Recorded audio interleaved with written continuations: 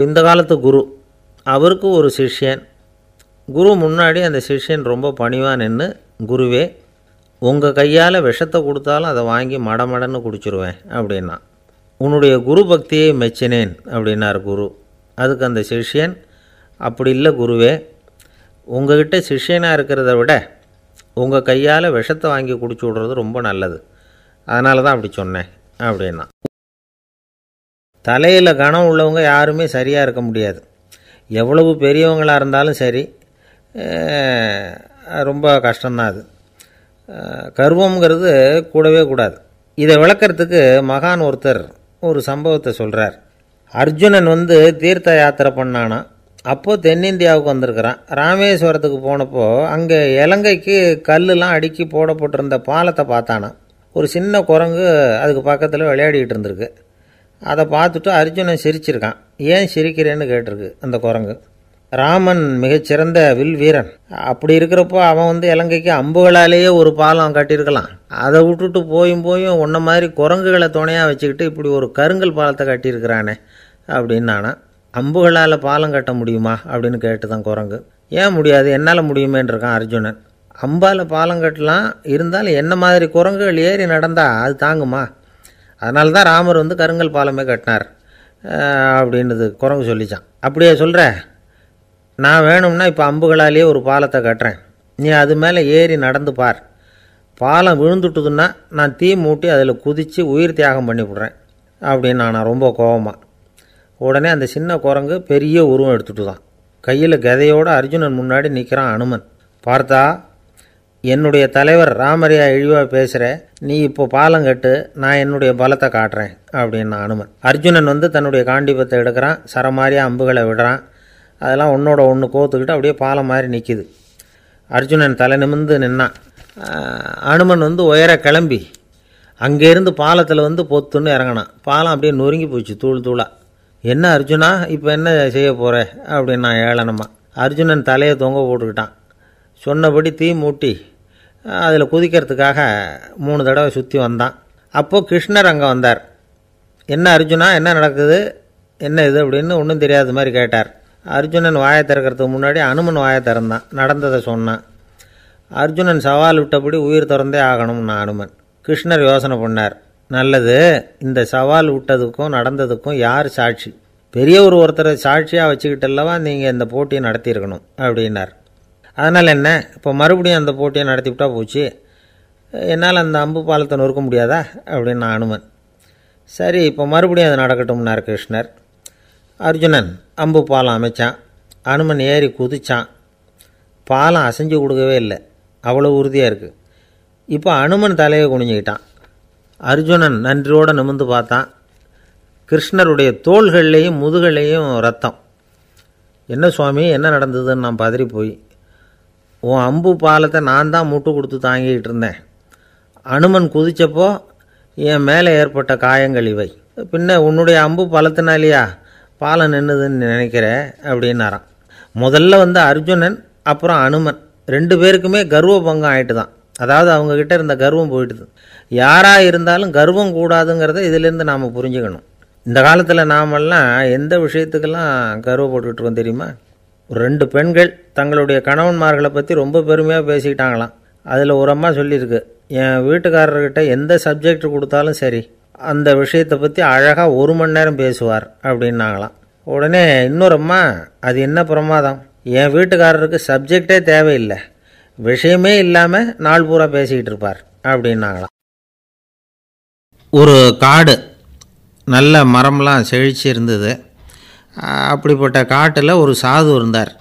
அவர் எப்படின்னா, எப்பவும் ஒரு மரத்தடியில் உட்காந்துருப்பார். ஏன்னா அவருடைய இருப்பிடமே அதுதான். அவர் என்ன பண்ணுவார், 3 கல் வச்சுருந்தார். செங்கல் மாதிரி இருக்கும், ஆனால் அதை விட கொஞ்சம் பெருசாக இருக்கும். எதுக்கு அந்த 3 கல்லுன்னா, அதுதான் அவருடைய படுக்கை. அதாவது தூங்குறப்ப ஒரு கல்லை தலைக்கு கீழே வச்சுக்குவார், இன்னொரு கல்லை இடுப்புக்கு கீழே வச்சுக்குவார், இன்னொரு கல்லை காலுக்கு கீழே வச்சுக்குவார். உடம்பை அப்படியே ஒரு தகட்டால் மூடிக்குவார், அப்படியே தூங்கி போடுவார். மழை பெய்யுதுன்னு வச்சுங்க, அவர் உடம்பு 3 கல் மேலே இருக்குதா, அதனால் தண்ணி அடியில் ஓடி போடும், உடம்பு நனையாது. மேலே தகடு இருக்கிறதுனால மழையும் உடம்புல படாது. அவர் தூக்கமும் கிடாது, நிம்மதியாக தூங்குவார். பகலில் அந்த 3 கல்லையும் ஒரு சேர ஒரு அடுப்பு மாதிரி வச்சு அது மேலே உட்காந்துக்குவார். அதனால் பாம்பு பூச்சி எதுவும் அவரை தொந்தரவு பண்ணுறதில்ல. அது பாட்டுக்கு நகர்ந்து போயிடும். அவர் பாட்டுக்கு நிம்மதியாக இருப்பார். யாராவது எதையாவது கொண்டுகிட்டு கொடுத்தா அதை வாங்கி சாப்பிடுவார், அவ்வளவுதான். ஒரு நாள் அந்த நாட்டு அரசன் காட்டுக்கு வேட்டையாட வந்தான். அந்த வழியாக வந்தப்போ இந்த சாது படுத்துருக்கிறத பார்த்தான். பரிதாபப்பட்டான். ஐயோ பாவம், இவர் இப்படி இந்த கல் மேலே உடம்ப வச்சுக்கிட்டு தூங்குறாரே, என்ன பாடுபடுவார். இவரை நாம் அரண்மனைக்கு அழைச்சிட்டு போய் சுகமாக நிம்மதியாக இருக்கிறதுக்கு வழி செஞ்சு கொடுப்போம், அது ரொம்ப நல்லாயிருக்கும் அப்படின்னு நினச்சான். அப்படி நினச்சிக்கிட்டே அரண்மனைக்கு வந்துட்டான். அதுக்கப்புறம் ஒரு பல்லக்கையும் 2 சேவகர்களையும் காட்டுக்கு அனுப்பி அந்த சாதுவை மெதுவாக இங்கே அழைச்சிட்டு வந்துடுங்க அப்படின்னு சொல்லி அனுப்பி வச்சான். இவங்க போய் அவர்கிட்ட விவரத்தை சொன்னாங்க. எனக்கு என்னத்துக்கு அரண்மனை வாசம் அப்படின்னார். இருந்தாலும் மன்னர் உத்தரவு, நீங்கள் அவசியம் வரணும் அப்படின்னாங்க இவங்க. சரின்னு சொல்லிவிட்டு வேறு வழி இல்லாமல் புறப்பட்டார். புறப்படும் பொழுது என்ன பண்ணார்னா, மறக்காமல் அந்த 3 கல் ஒரு தகடு அதையும் எடுத்து பல்லக்கில் வச்சுக்கிட்டார். என்னத்துக்கு இதையெல்லாம் எடுத்து வைக்கிறாரு அப்படின்னு சொல்லி அவங்க யோசனை பண்ணாங்க. இருந்தாலும் அதை பற்றி ஒன்றும் கேட்கல. பேசாமல் அவரை அழைச்சிட்டு போய் அரண்மனையில் விட்டுட்டாங்க. அரசன் ஓடி வந்தான், வரவேற்றான், அறுசுவை உணவு படைத்தான்.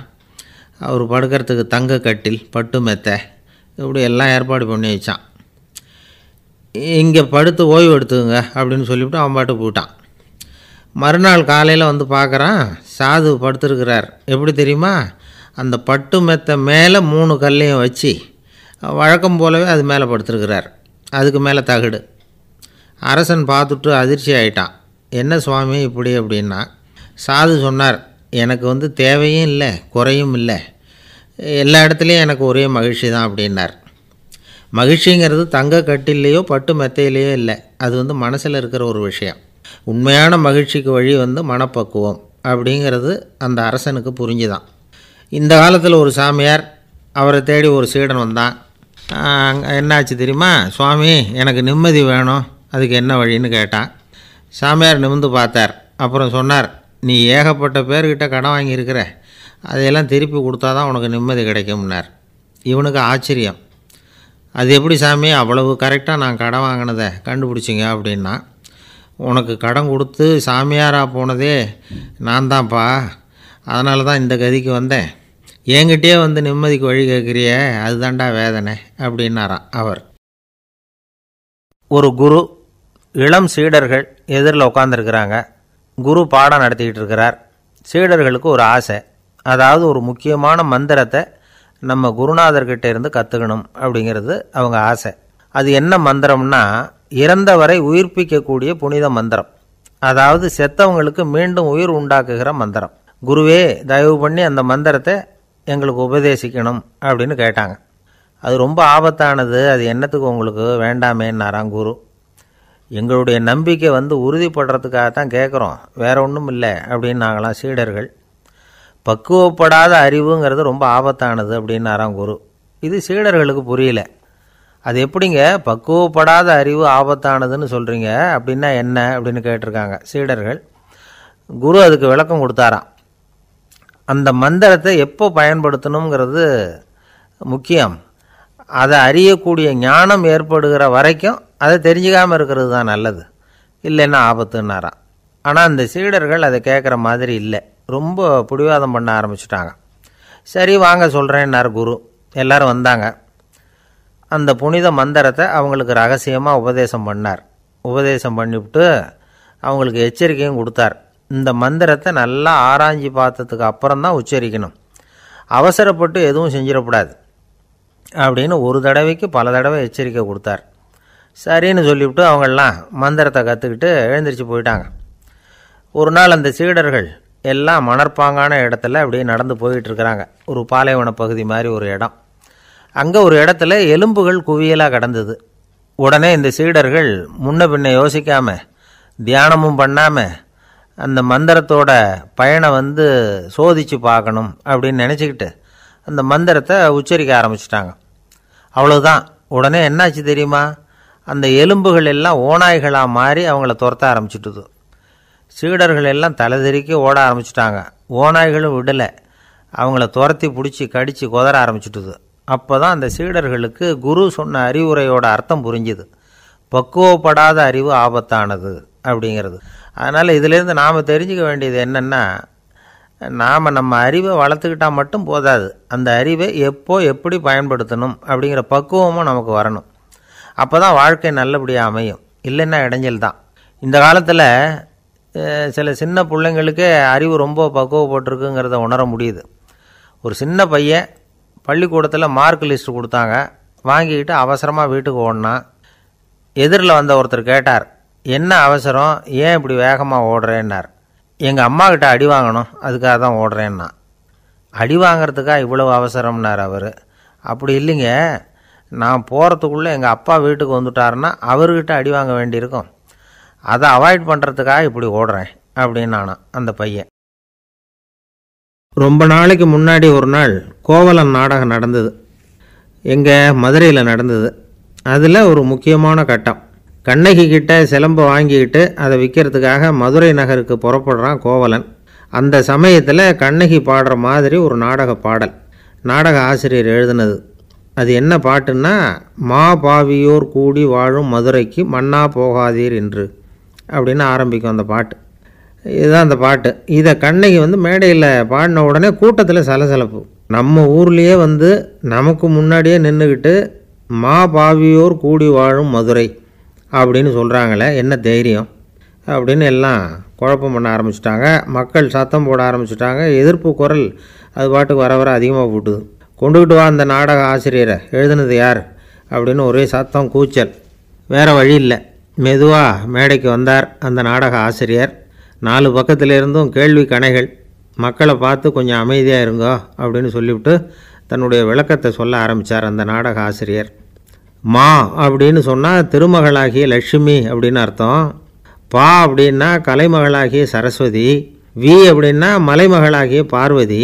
மா பாவியோர் அப்படின்னா திருமகளும் கலைமகளும் மலைமகளும், இவங்க மூவரும் அப்படின்னு அர்த்தம். இந்த 3 பேரும் வாழ்கின்ற மதுரை புனிதம் நிறைந்தது, சகல செல்வங்களும் நிறைஞ்சது.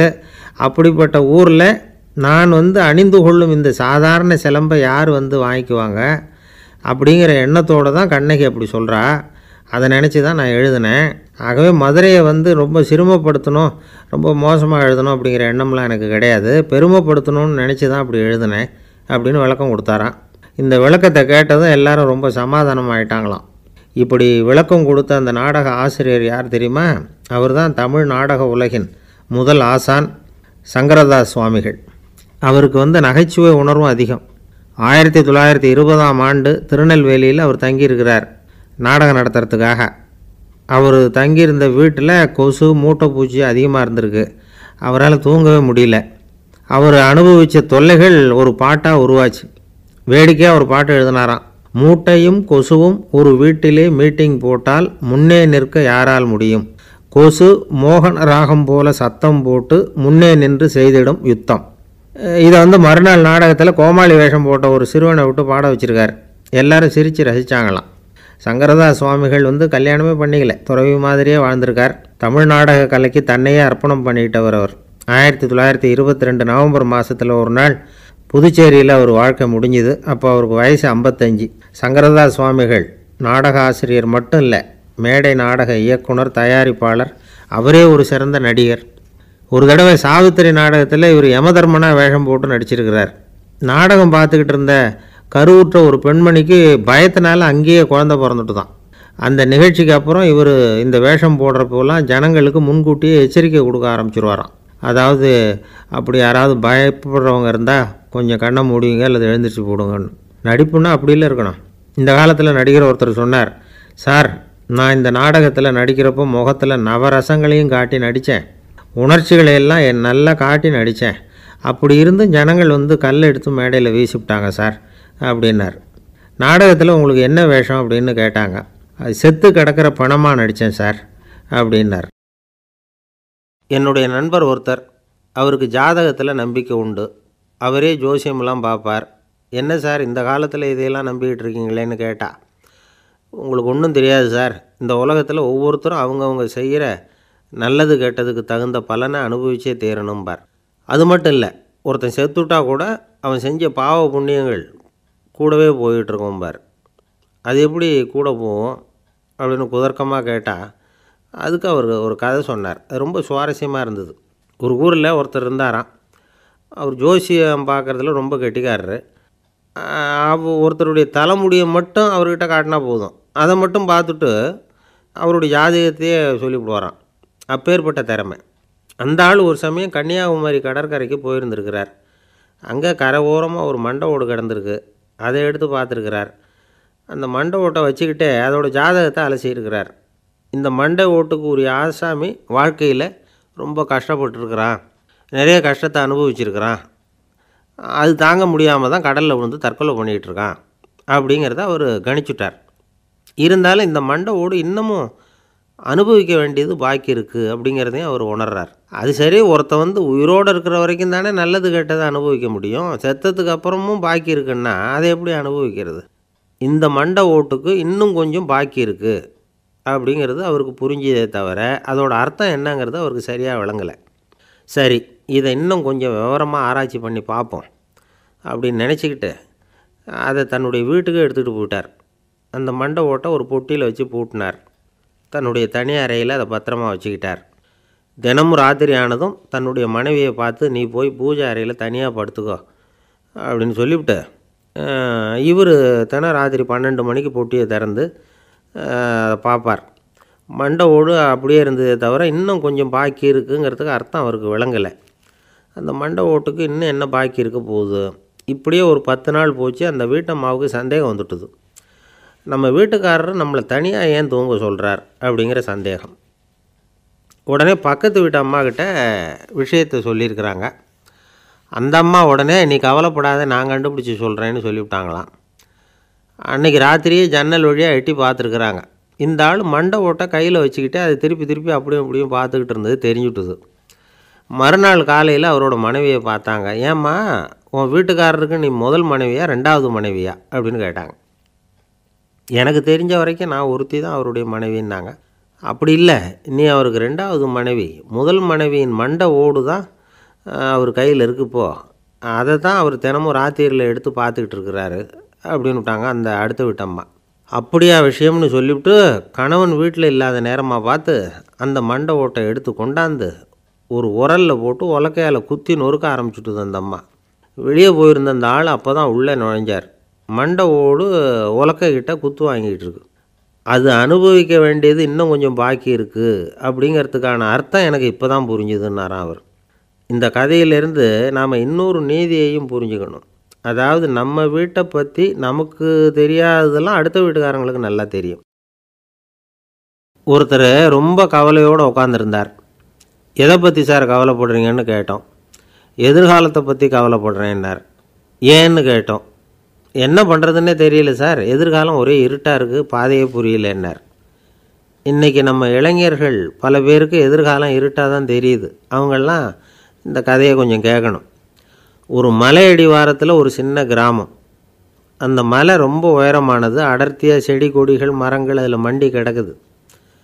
பகல் வேளையில் இருட்டாக தான் இருக்கும், அவ்வளோ அடர்த்தி. அந்த மலை உச்சியில் ஒரு கோவில். நாள் ராத்திரியே புறப்பட்டால் தான் காலையில் அந்த கோவிலுக்கு போய் சேர முடியும். கிராமத்து இளைஞன் ஒருத்தன் அந்த மலை உச்சிக்கு போக வேண்டியிருந்தது. கையில் ஒரு விளக்கை எடுத்துக்கிட்டு நாள் ராத்திரியே புறப்பட்டான். புறப்பட்டு போனவன் கிராமத்து எல்லையிலேயே நின்றுட்டான். ஏன் தெரியுமா? அவன் கையில் இருந்த விளக்கோட வெளிச்சம் 10 அடி தூரத்துக்கு தான் தெரியுது. அது வரைக்கும் தான் பாதை தெளிவாக இருக்குது. அதுக்கு அப்பாலெல்லாம் ஒரே இருட்டாக இருக்குது, பாதை புரியல. இவன் யோசனை பண்ணி பார்த்தான். மனசுக்குள்ளே ஒரு சந்தேகம். 10 அடி தூரம் தானே வெளிச்சம் தெரியுது அப்படின்னா நாம் 10 அடி தூரம் தானே போக முடியும். அதுக்கும் அந்தாண்ட ஒரே இருட்டாக இருக்குது. அதில் எப்படி நாம் நடந்து போகிறது? நாம் ரொம்ப தூரம் நடந்து போய் ஆகணுமே. அப்படிப்பட்ட நினப்பெல்லாம் அவனுக்கு வந்துட்டுது. இதுதான் அவன் மனசில் ஏற்பட்ட தயக்கம். இப்படி யோசிச்சுக்கிட்டே அந்த இளம் ஆசாமி புறப்பட்ட இடத்துலையே நின்றுக்கிட்டு இருக்கிறான். அந்த சமயத்தில் ஒரு வயசான பெரியவர் அந்த பக்கமாக வந்தார். அவர் கையில் இதை விட சின்னதாக ஒரு விளக்கு வச்சுருந்தார். அது எப்படின்னா அது ஒரு 5 அடி தூரத்துக்கு தான் வெளிச்சம் காட்டுது. அவ்வளவு சின்ன விளக்கு. அவரும் மலை உச்சிக்கு போகிறதுக்காக தான் வந்துக்கிட்டு இருக்கிறார். அவரை பார்த்து இவன் கேட்டான், என்ன பெரியவரே, இவ்வளவு சின்ன விளக்க வச்சுக்கிட்டு அவ்வளவு தூரத்துக்கு எப்படி மலையேற போகிறீங்க அப்படின்னு கேட்டான். நீ ஏன் இப்படி தயங்கிட்டே நிற்கிறேன்னு கேட்டார் பெரியவர். என்கிட்ட இருக்கிற விளக்கு 10 அடி தூரத்துக்கு தான் பாதையை காட்டுதுன்னா.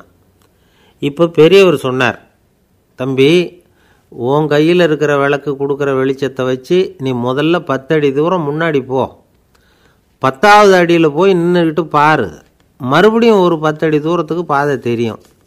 இப்படி உன் கையில் இருக்கிற விளக்கு தொடர்ந்து வெளிச்சம் காட்டிக்கிட்டே இருக்கும்.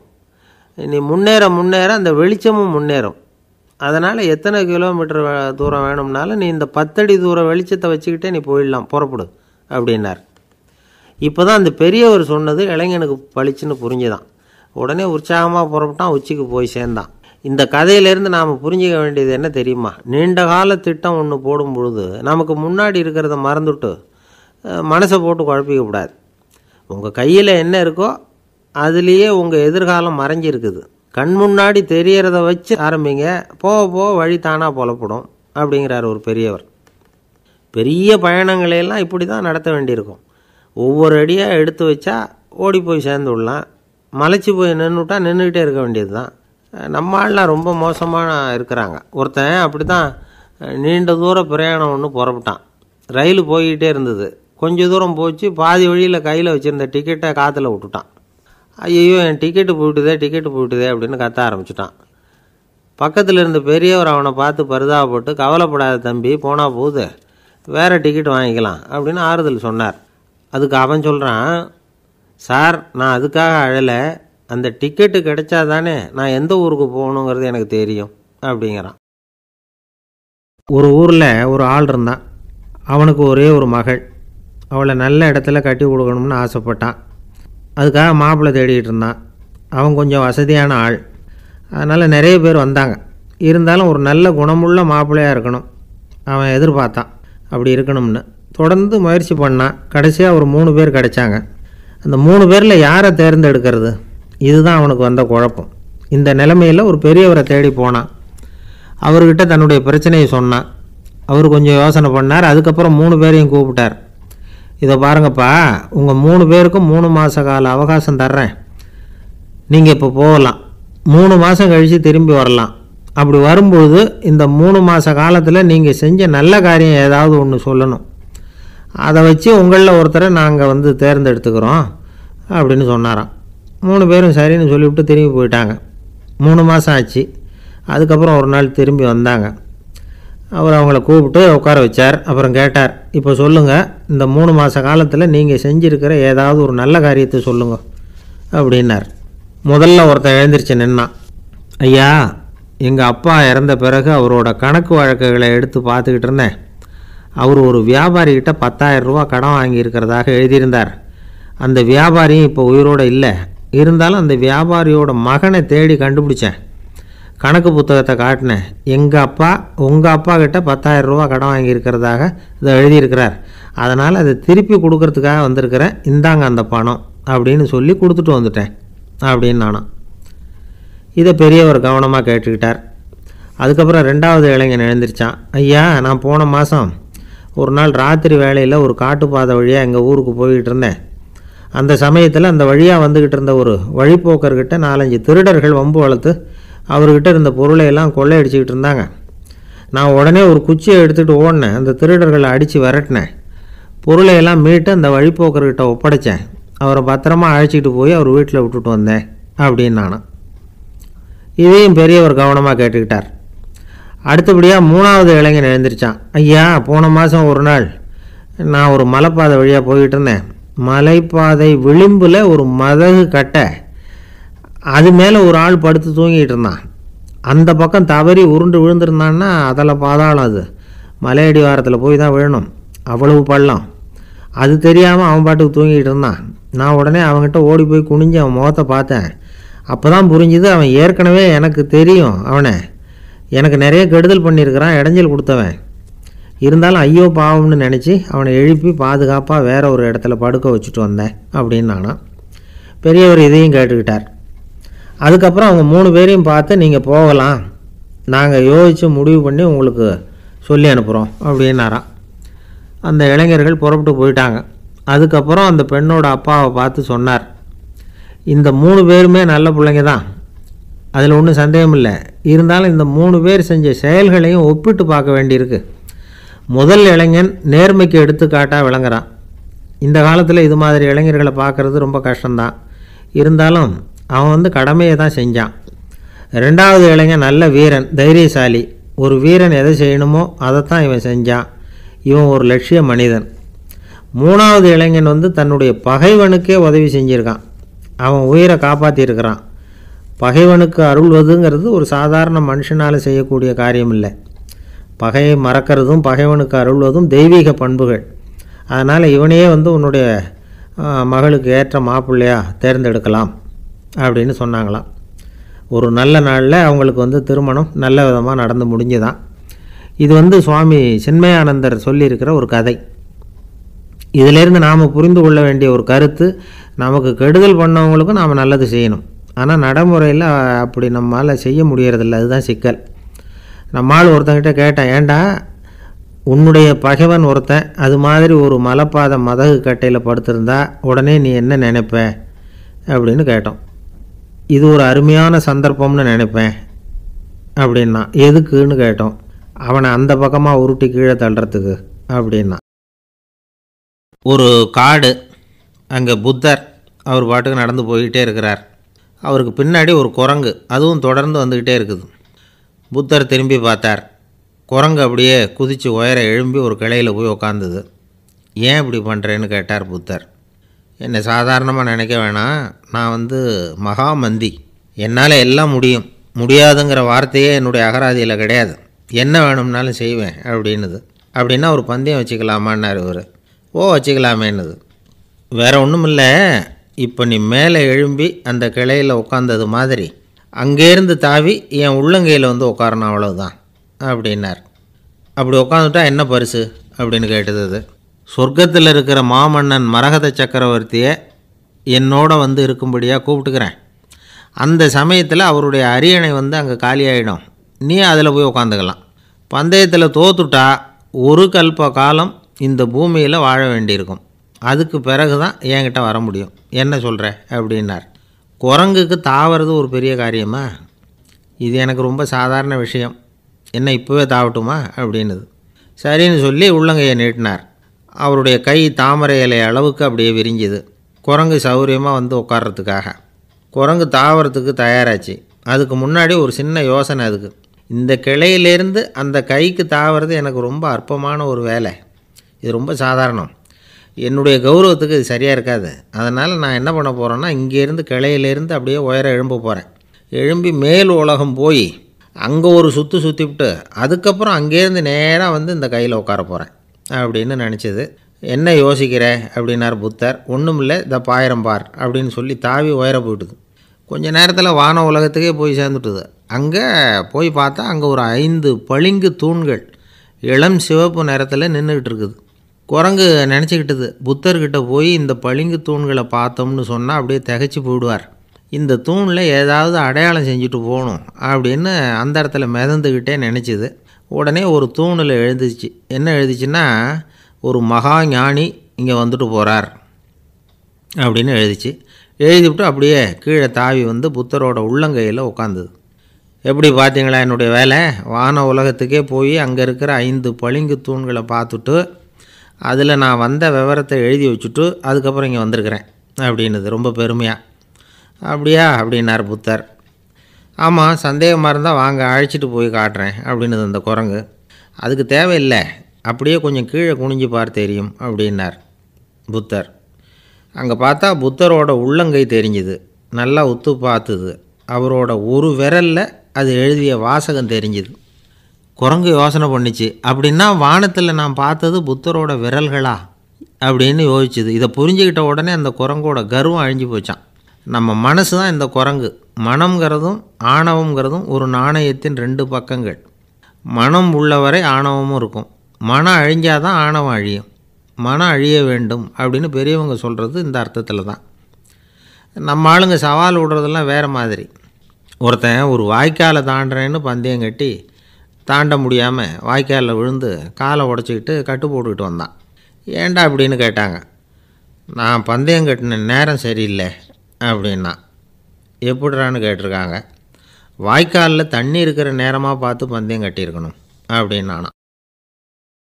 ஒரு அம்மா, அவங்களுக்கு 35 வயசு இருக்கும், குடும்பத்தில் எந்த கஷ்டமும் இல்லை, இருந்தாலும் காரணம் இல்லாமல் பிள்ளைங்க பேரில் கோவப்படுறது, எரிஞ்சு விடுறது அவங்க வழக்கம். பிள்ளைங்க அழும், உடனே அவங்க மனசும் சங்கடப்படும். இன்னொரு அம்மா, நல்ல வேலையில் இருக்கிறவங்க, வாரத்துக்கு ஒரு தடவையாவது தலைவலி வந்துடும்.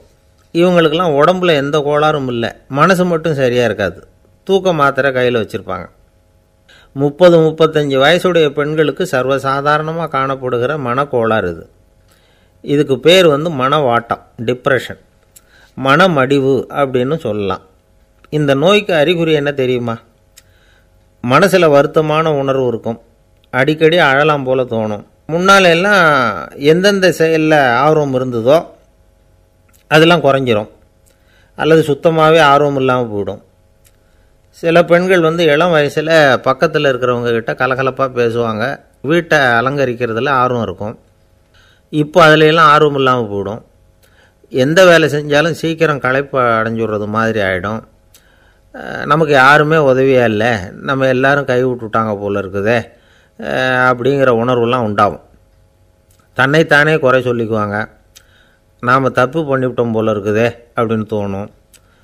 குற்றம் பண்ணிட்டதா நினச்சி கஷ்டப்படுவாங்க. பசி இருக்காது, தூக்கத்தில் தொந்தரவு இருக்கும், அடிக்கடி செத்து போடலாங்கிற உணர்வு வரும், தற்கொலை பண்ணிக்கலாங்கிற எண்ணம் உண்டாகும். சில பேர் தற்கொலை முயற்சியில் கூட ஈடுபடுவாங்க. சில பேருக்கு பலவிதமான உடல் வலிகள் இருக்கும், பலவீனம் இருக்கும், சீக்கிரமாக களைப்படைஞ்சு போடுவாங்க. இதெல்லாம் மனவாட்ட நோய்க்கான தன்மைகள். இந்த மனவாட்டம், அதாவது டிப்ரெஷனை 2 வகையாக பிரிக்கலாமா. ஒன்று தானாக உண்டாக்கிக்கிறது, இன்னொன்று எதிர் விளைவை உண்டு பண்ணுகிற அல்லது நரம்பு சம்பந்தப்பட்ட டிப்ரெஷன். தானாக உண்டாக்கிக்கிற மனவாட்ட நோய் இருக்குது பாருங்கள், அதுக்கு ஏதாவது சூழ்நிலை காரணமாக இருக்கலாம், அல்லது இல்லாமலும் போகலாம். மூளையில் டொப்பாமைன் அல்லது செரட்டோனின் இதோட அளவு குறையும் பொழுது இந்த டிப்ரெஷன் உண்டாகுது. இதுக்கு ஓரளவு பிறவி காரணங்கள் கூட இருக்கலாம், குடும்பத்தில் வேறு சிலருக்கும் வரலாம். பாதிக்கப்பட்ட பெண்ணை பார்க்குறதுக்கு பலவீனமாக தெரியும், கடுமையான குற்ற உணர்வு இருக்கும், தனியாக இருக்கிறதுக்கு ஆசைப்படுவாங்க, நடு ராத்திரியில் எழுந்திரிச்சு உட்காந்து கஷ்டப்பட்டுக்கிட்டு இருப்பாங்க, கொடூரமான முறையில் தற்கொலை பண்ணிக்க முயற்சி பண்ணுவாங்க, தீ வச்சுக்கிறது, அமிலத்தை குடிக்கிறது, தூக்கில் தொங்குறது. இப்படி தானாக வரவழைச்சிக்கிற மனவாட்ட நோய் மறையக்கூடிய நோய். ஒரு தடவை வந்தால் 3லேருந்து 6 மாதம் வரைக்கும் நீடிக்கும். இடைப்பட்ட காலங்களில் நோயாளி இயல்பாக இருப்பார். எதிர் விளைவை உண்டு பண்ணுகிற அல்லது நரம்பு சம்பந்தப்பட்ட மனவாட்ட நோய் எப்படின்னா, கணவன் மனைவி, மாமியார் மருமகள், இப்படிப்பட்ட உறவு முறை பிரச்சனைகள், தோல்விகள், எரிச்சல்கள், ஆஃபீஸு பிரச்சனை, இப்படிப்பட்ட சூழ்நிலையால் உண்டாகிறது. எல்லாத்துக்கும் மருந்து இருக்குது, மார்க்கம் இருக்குது, கவலைப்பட வேண்டியதில்லை, தைரியமாக இருக்கணும். உளவியல் மருத்துவம் இதுக்கு ரொம்ப உபயோகமாக இருக்கும். சில பெண்களை பாருங்கள், அவங்க எதுக்கும் அலட்டிக்கிறது இல்லை. ஒரு அம்மா அப்படி தான் தன்னுடைய கணவனை அழைச்சிக்கிட்டு ஒரு மனநோய் மருத்துவர்கிட்ட வந்தாங்க. டாக்டர், எங்கள் வீட்டுக்காரர் திடீர்னு ஒரு மாதிரி ஆயிட்டார், வித்தியாசமாக நடந்துக்கிறார். எப்படின்னா, இவர் தன்னையே ஒரு ஒட்டடை பூச்சியாக நினச்சிக்கிட்டு இருக்கிறார். அப்படி நினச்சிக்கிட்டு தன்னுடைய தலையாலேயே வீட்டில் உள்ள ஒட்டடையெல்லாம் தொடச்சிக்கிட்டு இருக்கிறார் அப்படின்னாங்க. எவ்வளவு நாளாக அப்படி இருக்குதுன்னு கேட்டார் டாக்டர். 1 வாரமாக அப்படி இருக்குது அப்படின்னாங்க அந்த அம்மா. அப்படின்னா முன்னாடியே ஏன் அழைச்சிட்டு வரல அப்படின்னு கேட்டார் டாக்டர். வீடு பூரா சுத்தமாகட்டுமேனு பார்த்துக்கிட்டு இருந்தேன் டாக்டர் அப்படின்னாங்களாம் அந்த அம்மா. ஒரே ஒரு ஊரில் ஒரு பாதிரியார் இருந்தார். ரொம்ப நாள் சந்தோஷமாக வாழ்ந்தார். ஒரு நாள் அவர் மடத்து சமையல் அறையில் பாத்திரங்களை கழுவி துலக்கி சுத்தப்படுத்திக்கிட்டு இருந்தார். அந்த சமயத்தில் ஒரு தேவதூதன் அவர் முன்னாடி நின்னான். இவர் நிமிர்ந்து பார்த்தார். ஆண்டவர் என்னை உங்ககிட்ட அனுப்பியிருக்கிறார், பரலோகத்தில் வாசம் செய்யறதுக்கு உங்களுக்கு நேரம் வந்துட்டுது அப்படின்னு அந்த ஆள். ஆண்டவருக்கு என்னோட ஞாபகம் வந்ததுக்கு நன்றி. ஆனாலும் இப்போ இங்கே நீயே பாரு, எவ்வளவு பாண்டங்கள் பாக்கி இருக்கு, இவ்வளவையும் நான் சுத்தப்படுத்த வேண்டியிருக்கு. நான் நன்றி கெட்டவனாக இருக்க விரும்பலை. இந்த பணியை முடிக்கிற வரைக்கும் என்னுடைய பரலோக வாழ்வை தள்ளி வைக்க முடியுமா? நீ என்ன நினைக்கிற அப்படின்னு கேட்டார். தேவதூதன் தனக்கே உரிய விவேகத்தோட அன்போட பாதிரியாரை பார்த்தான். சரி, என்ன செய்யலாம்ங்கிறத அப்புறம் சொல்கிறேன் அப்படின்னு சொல்லிவிட்டு புறப்பட்டு போயிட்டான். ஒரு நாள் அந்த பாதிரியார் தோட்டத்தில் உள்ள களைகளை எல்லாம் ஒரு களை கொத்தியால் கொத்தி களை எடுத்துக்கிட்டு இருக்கிறார்.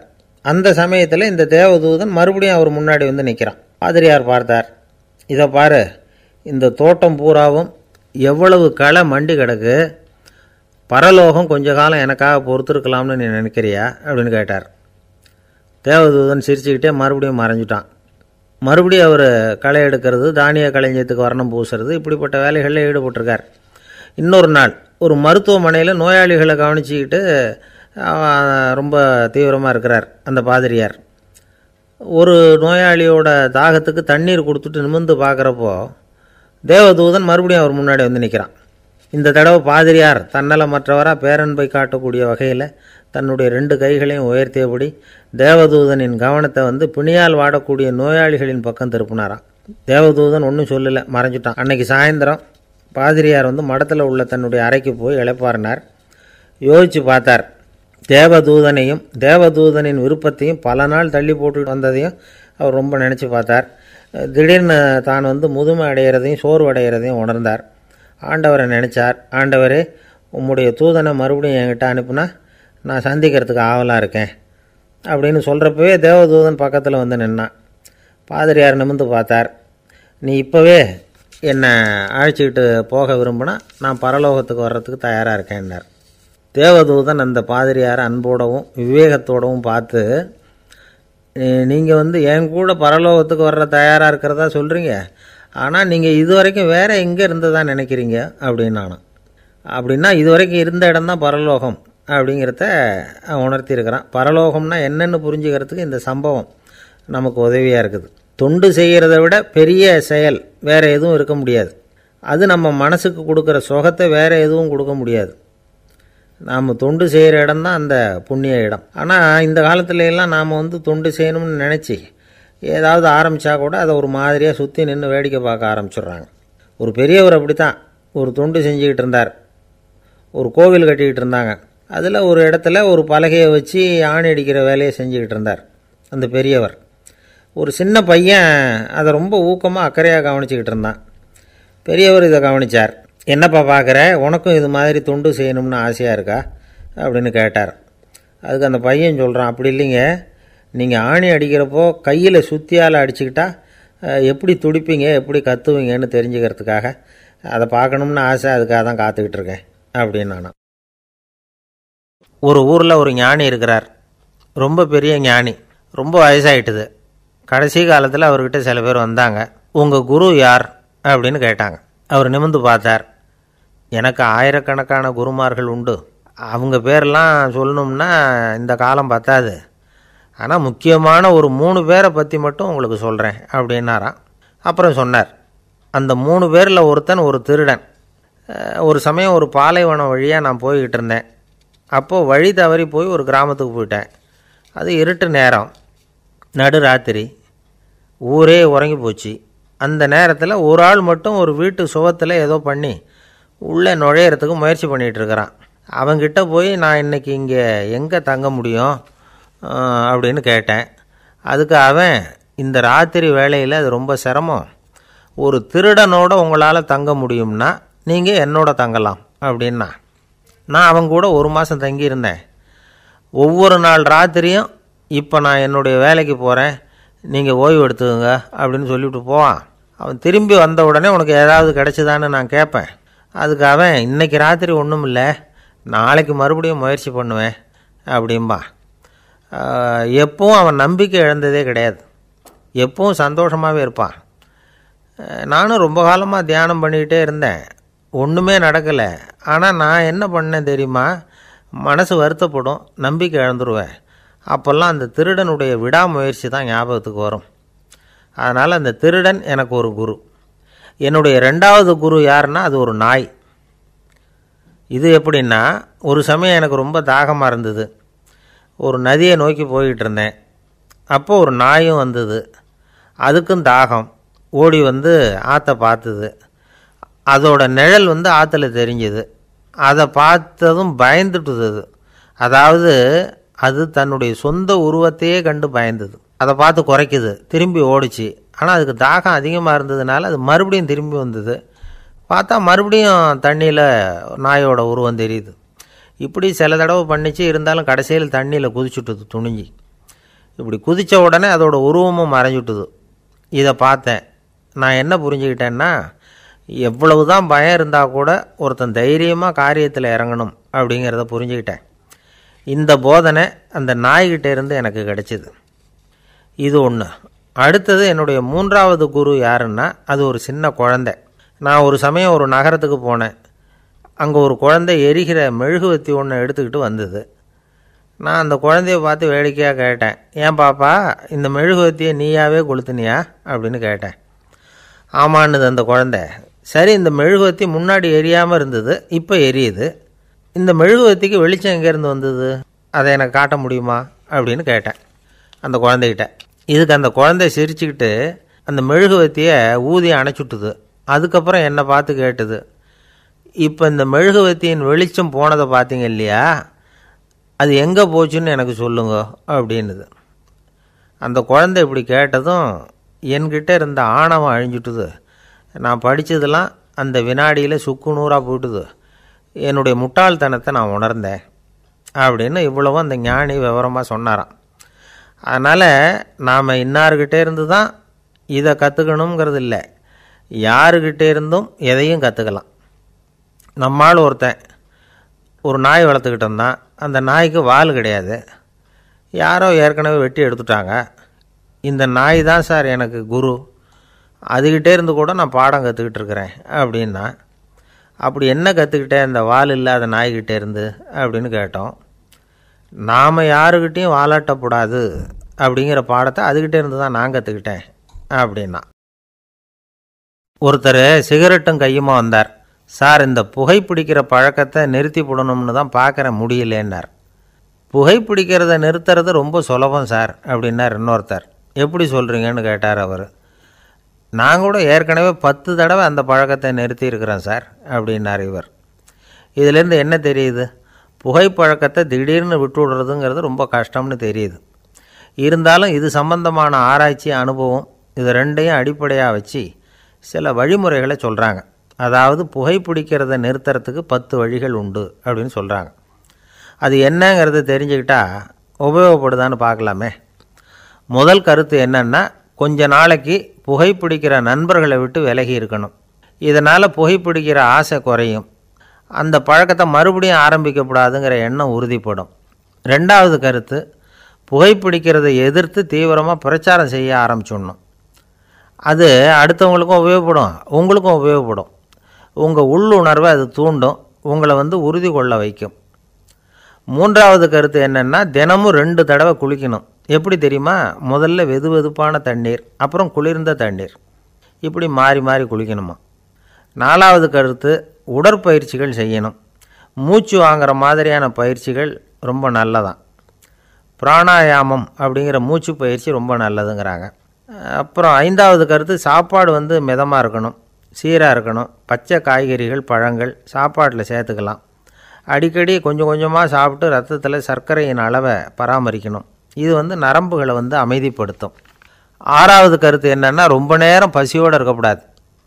புகைப்பிடிக்கிறத நிறுத்த முயற்சி செய்யும் பொழுது எடை குறைப்பு நடவடிக்கைகளை மேற்கொள்ளக்கூடாது. 7வது கருத்து, காப்பி, தேநீர், மதுபானம், அப்புறம் போதைப் பொருள்கள் கலந்த உணவுகள் இதெல்லாம் வேணாம். புகைப்பிடிக்கிறத அதெல்லாம் ஊக்கப்படுத்தும். கடுகு, மிளகு, அப்புறம் காரமான பொருள்களை தவிர்க்கணும். உப்பு அளவை குறைக்கணும். தினமும் 10 குவளை தண்ணீராவது குடிக்கணும். வெறும் தண்ணி புகைப்பிடிக்கிற ஆவலை தணிக்குதான். 8வது கருத்து, கையில் சிகரெட்டு, புகையில் ஏதாவது இருந்தால் உடனே தூக்கி எறிஞ்சிருங்க. அது கையில் இருக்கிற வரைக்கும் புகைப்பிடிக்கிற ஆசை வந்துக்கிட்டே இருக்கும்.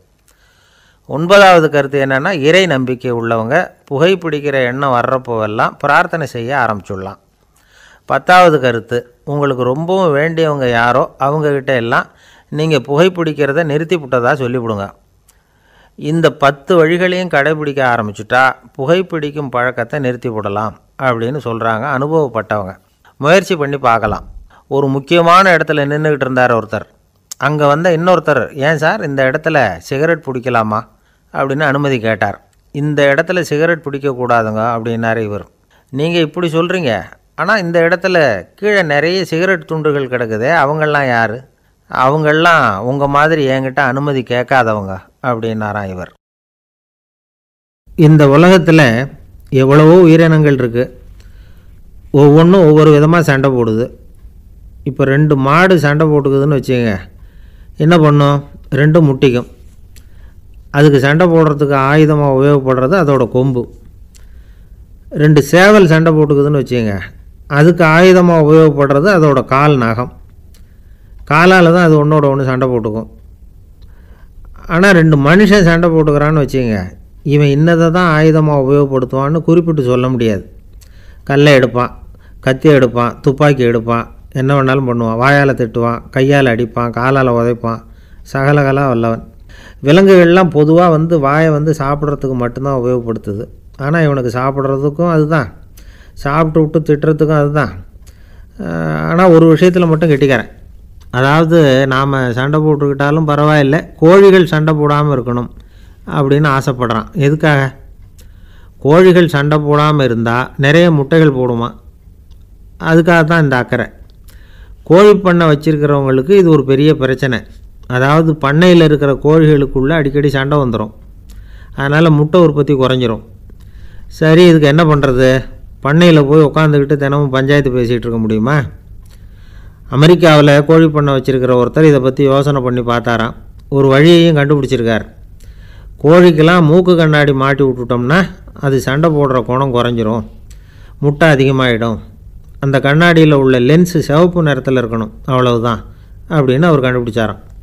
இது ஏற்கனவே நடைமுறையில் கண்டுபிடிக்கப்பட்ட ஒரு விஷயம். ஆனால் எல்லா கோழிக்கும் சிவப்பு மூக்கு கண்ணாடி எப்படி மாட்டி விடுறது? அப்படியே மாட்டி விட்டாலும் அது நழுவாமல் இருக்கணுமே. இப்போ நாமெல்லாம் நடு விரலால் மூக்கு கண்ணாடி நடுவில் தொட்டு அப்படி ஸ்டைலாக சரி பண்ணிக்கிறோம், அது மாதிரி கோழி எப்படி சரி பண்ணிக்கும்? இதுதான் பிரச்சனை. இதுக்கு அவர் என்ன வழி கண்டுபிடிச்சாருன்னா, கோழிக்கெல்லாம் மூக்கு கண்ணாடிக்கு பதிலாக விழியொட்டு வில்லைகள், கான்டாக்ட் லென்ஸ், அதை பொருத்தி விட்டா என்ன அப்படின்னு யோசனை பண்ணார். அதே மாதிரி பண்ணார். அதே மாதிரி செஞ்சு பார்த்தார், வெற்றி. அதுக்கப்புறம் கோழியெல்லாம் சண்டை போட்டுக்கலையாம், சமாதான பிரியர்கள் ஆகிட்டு தான். கோழிகளுக்கு இயல்பாகவே சண்டை போடுற குணம் உண்டு. ஆனால் அதோட கண்ணுக்கு பார்க்குற பொருள்லாம் ரோஜா நிறத்துலையோ அல்லது இன்னும் சொல்லப்போனால் அழுத்தமான சிவப்பு நிறத்துலையோ தெரிஞ்சதுன்னா சண்டை போடுற குணம் குறைஞ்சிருதான். அந்த சமயத்தில் அது அதிகமாகவும் முட்டையிட ஆரம்பிச்சுடுதான். அதே நேரத்தில் இறை எடுக்கிறத கூட குறைச்சிக்குதான். இது ஏன் இப்படி பண்ணுதுங்கிறது விஞ்ஞானிகளுக்கு இன்னமும் புரியலையா. எப்படியோ அமெரிக்க கோழிகள்லாம் கான்டாக்ட் லென்ஸ் பொருத்திக்க ஆரம்பித்தாச்சு. கோழி கழுத்தை பிடிச்சிக்கிட்டு ஒரு சில வினாடிகளில் அதை பொருத்தி போடுறாங்களாம். கோழியோட ஆயுள் பூரா அது அப்படியே இருக்குமா. பண்ணையில் முட்டை உற்பத்தி குறைஞ்சா இது மாதிரி விஞ்ஞானபூர்வமாக பரிகாரம் தேடுறது தான் நல்லது. நமக்கு வேண்டியப்பட்ட ஒருத்தர், அவர் ஒரு கோழி பண்ணை வச்சுருந்தார். அந்த பண்ணையில் பாதி கோழி திடீர்னு செத்து போச்சு. உடனே ஒரு கால்நடை மருத்துவர்கிட்ட போக வேண்டியது தானே, அங்கே போகல. உள்ளூரில் மந்திரம் பண்ணிகிட்டு இருந்த ஒரு சாமியார்கிட்ட போனார். அவர் காலில் விழுந்தார். சாமி, என் பண்ணையில் பாதி கோழி செத்து போட்டுதுன்னார். சாமியார் யோசனை பண்ணார். சரி, பண்ணையில் வாசப்படி கிழக்கு பக்கமாக வச்சுருக்கியா மேற்கு பக்கமாக வச்சுருக்கியான்னு கேட்டார். கிழக்கு பக்கமாக இருக்குன்னார் அவர். அதுதான் தப்பு, மேற்கு பக்கமாக அதை மாற்று சரியாக போடும்னாராம். அதே போல் இவர் போய் மாற்றிவிட்டார். அப்பவும் பாதி செத்து போச்சு. மறுபடியும் சொன்னார், சாமி மறுபடியும் பாதி கோழி செத்து போட்டுதேன்னார். சரி, கூரை எப்படி போட்டிருக்க, ஓடு போட்டிருக்கியா இல்லை கீத்து போட்டிருக்கியான்னார். ஓடு போட்டிருக்கேன்னாராம் அவர். அதுதான் தப்பு, அது கீத்து போட்டுரும் சரியாக போடும்னாராம். சரின்னு போய் அதையும் மாற்றி பார்த்தார். மறுபடியும் போயிட்டுது, கோழி செத்து போச்சு. வந்தார், மறுபடியும் பாதி செத்து போச்சு சாமின்னு வந்தார். இவரும் யோசனையை மாற்றி மாற்றி சொல்லிகிட்டே இருக்கிறார். இப்படி அவரும் மாற்றி மாற்றி பார்த்தார். 6வது தடவையாக அவரை தேடிட்டு வந்தார். அந்த சமயத்தில் இவர் ரொம்ப தீவிரமாக யோசனை பண்ணி பார்த்துட்டு, அது சரிப்பா, நீ என்கிட்ட சளைக்காமல் வந்துக்கிட்டு இருக்கிற, நானும் யோசனை சொல்லிகிட்டு இருக்கேன். இப்போவும் உங்ககிட்ட சொல்கிறதுக்கு என்கிட்ட யோசனை நிறையா இருக்குது, ஆனால் சோதிக்கிறதுக்கு உங்ககிட்ட கோழி இல்லையே, என்ன பண்ணுறது அப்படின்னாராம் இவர். ஒரு தெருவில் சில சிறுவர்கள் விளையாடிக்கிட்டு இருந்தாங்க. ஏதோ ஒரு உயரமான கல்லை நடுத்தெருவில் வச்சு அதை சுற்றி சுற்றி ஓடி வந்துக்கிட்டு இருக்கிறாங்க. அது என்ன விளையாட்டோ அவங்களுக்கு தான் தெரியும். கொஞ்ச நேரம் அப்படி விளையாடிக்கிட்டு இருந்தவங்க விளையாடி முடித்ததும் அந்த கல்லை நடுத்தெருவில் அப்படியே விட்டுட்டு அவங்கவுங்க வீட்டுக்கு ஓடி போட்டாங்க. அதுக்கப்புறம் அந்த வழியாக 2 பெண்கள் பேசிக்கிட்டே வந்தாங்க. பேச்சு சுவாரஸ்யத்தில் நடுத்தெருவில் இருந்த அந்த கல்லை கவனிக்கலை. காலில் இடிச்சுட்டுது, லேசாக ரத்தம் வந்துட்டுது. வலி தாங்கலை. காலில் இடிச்சுக்கிட்ட பொண்ணு திட்ட ஆரம்பிச்சுட்டுது. வர வர ஊர் உலகம் ரொம்ப கெட்டு போச்சு, யாருக்கும் பொறுப்பே கிடையாது பாரு, இப்படி நடுத்தெருவில் பொறுப்பு இல்லாமல் இப்படி கல்லை போட்டு வச்சுருக்குறாங்களே, இது நியாயமா அப்படின்னு சொல்லி இந்த சமூகத்தை கடுமையாக விமர்சனம் பண்ணிக்கிட்டு அவங்க போயிட்டாங்க. கொஞ்ச நேரம் கழித்து ஒரு வாலிபன் அந்த வழியாக வந்தான். அந்த கல்லை பார்த்தான், நின்னான். ஒரு நிமிஷம் யோசனை பண்ணான். என்ன பண்ணலாம்னு பார்த்தான். தன்னுடைய வீரத்தையும் பலத்தையும் காட்டணும்னு நினச்சான். பின்னாடி போனான். அப்புறம் வேகமாக ஓடி வந்து ஒரு சின்ன ஹை ஜம்ப், அப்படியே துள்ளி குதித்தான். துள்ளி குதித்து தாண்டி அந்த பக்கமாக போய் விழுந்தான். அப்படியே விசில் அடிச்சுக்கிட்டு அவன் பாட்டுக்கு நடந்து போகிறான். அடுத்தபடியாக ஒரு காதல் ஜோடி அந்த வழியாக வந்தது. நடுத்தெருவில் கல் கண்ணில் பட்டது. அவங்க 2 பேரும் ரொம்ப நெருக்கமாக சேர்ந்து வந்துக்கிட்டு இருக்கிறாங்க. நடுவில் கல் இருக்கிறதுனால கொஞ்ச நேரம் 2 பேரும் விலகி மறுபடியும் இந்த பக்கம் வந்து சேர்ந்து போகணும். கொஞ்ச நேரம் நாம் பிரிய வேண்டி இருக்குதே அப்படின்னு வருத்தத்தோடு முணுமுணுத்துக்கிட்டே இந்த பக்கம் வந்தாங்க. அதுக்கப்புறம் வழக்கம் போல் சேர்ந்து அவங்க பாட்டுக்கு எதிர்காலத்தை பற்றி கற்பனை பண்ணிக்கிட்டே போயிட்டாங்க. கடைசியாக அந்த வழியாக பார்வை இல்லாத ஒருத்தர் வந்துக்கிட்டு இருக்கார். அவர் கையில் வழக்கமாக வச்சிருக்கிற அந்த ஊன்றுகோல், கையில் இருக்கிற அந்த ஊன்றுகோலால் தனக்கு முன்னாடி அப்படியும் அப்படியே தட்டிக்கிட்டு பார்த்துக்கிட்டே அவர் மெதுவாக நடந்து வந்துக்கிட்டு இருக்கிறார். வழியில் இருக்கிற அந்த கல் தட்டுப்பட்டுது. உடனே நடுத்தெருவில் ஒரு கல் இருக்குங்கிறத அவர் புரிஞ்சுக்கிட்டார். உடனே குனிஞ்சார். அந்த கல்லை தடவி பார்த்து எடுத்தார். தெரு ஓரமாக கொண்டுட்டு போய் போட்டார். அதுக்கப்புறம் அவர் பாட்டுக்கு அவர் வழியில் நடந்து போனார். இப்போது இதில் பல பேர் வந்தாங்க போனாங்க. இவங்களில் பார்வை உள்ளவங்க யார், பார்வை இல்லாதவங்க யார்? இப்படி ஒரு கேள்வி கேட்டால் என்ன பதில் சொல்ல முடியும்? கொஞ்சம் யோசித்து பார்த்தா இன்றைக்கி பல பேர் இப்படி தான் இருந்துக்கிட்டு இருக்கிறோம். ஒரு ஆள் பார்க்குறதுக்கு பெரிய மனுஷன் மாதிரி இருக்கார். ஒரு தெரு வழியாக நடந்து வந்துக்கிட்டு இருந்தார். இருட்டு நேரம். வழியில் ஒரு பெரிய கல் கிடந்தது, கருங்கல். பார்த்தார். கொஞ்ச நேரம் யோசித்தார். போய் தூக்கி பார்த்தா ரொம்ப கனமாக இருந்தது. இன்னொரு ஆள் சேர்ந்தாதான் தூக்க முடியும்.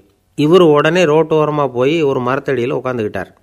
2 பக்கமும் பார்த்துக்கிட்டே இருக்கார், யாராவது வர்றாங்களான்னு. கொஞ்ச நேரத்தில் ஒருத்தர் வந்தார். இவருக்கு தெரிஞ்சவர். என்னங்க இந்த நேரத்தில் இங்கே உட்காந்துருக்குறீங்கன்னு கேட்டார் அவர். அதோ அந்த கருங்கல் அப்படின்னு சுட்டி காட்டினார். ஓ, அதை தூக்கி ஓரமாக போடணுமா? வாங்க 2 பேரும் தூக்கலான்னார் வந்தவர். நான் அதுக்காக உட்காந்துருக்கலேன்னார் இவர். பின்ன வேற எதுக்காகன்னார் அவர். ஒரு மனுஷன் கருங்கல்லில் காலை இடிச்சுக்கிட்டான்னா எப்படி துள்ளுவான்னு பார்க்கணுங்கிறது எனக்கு ரொம்ப நாளாக ஒரு ஆசை, அதுக்காக தான் உட்காந்துருக்கிறேன் அப்படின்னாராம்.